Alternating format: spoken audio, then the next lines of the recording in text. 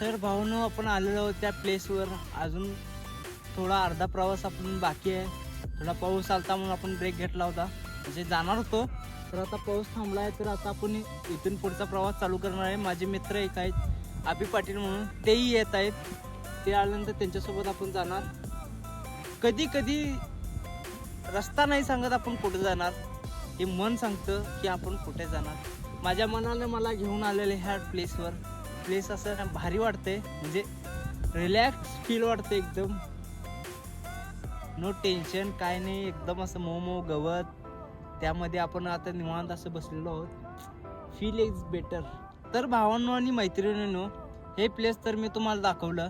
तर इथून पुढची राईड हे तुम्ही ठरवणार. म्हणजे तुमच्या आसपास गावात वगैरे कोणतं एक वन डे ट्रिपसाठी कोणतं लोकेशन असेल तर मला कमेंटमध्ये सांगा. मी त्या लोकेशनवर येऊन विजिट करून जाईन. तर इथून पुढची राईड ठरवणार आहे तुम्ही. तर हे तर आता माझ्यासाठी थोडंफार चॅलेंजिंग झालेलंच आहे. तर तुम्ही कमेंटमध्ये सांगितलेल्या गावाला येऊन जाणं माझ्यासाठी काय घडेल, काय किती चॅलेंजिंग असेल, हे तुम्ही कमेंट केल्यानंतर मी गाव चॉईस केल्यानंतर हे मी तुम्हाला सांगेन. तर आपण आणलेले होते पेरू. तर एक पेरू आता खाणार आपण. तो पेरू मित्रासाठी ठेवूया.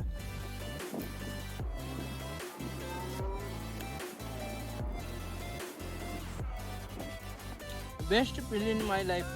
हे पहिल्यांदा मला असं काहीतरी ॲडव्हेंचरच झालं आहे माझ्यासोबत. म्हणजे सोलो राईडला आलो आहे. आता पण तर आपण सोलो करत होतो, आता इथून पुढं करणार आपण डबल. म्हणजे माझा मित्र येणार अभि पाटील म्हणून, त्याच्यासोबत जाणार आहे आपण.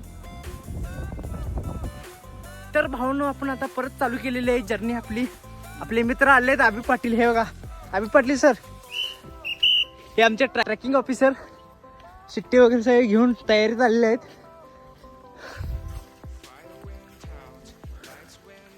अभिदा पाऊस आहे रे. हे बघ की पाऊस दिसालाय.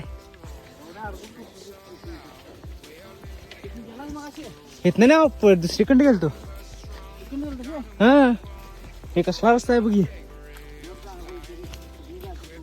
हा, इथनं जात्यात.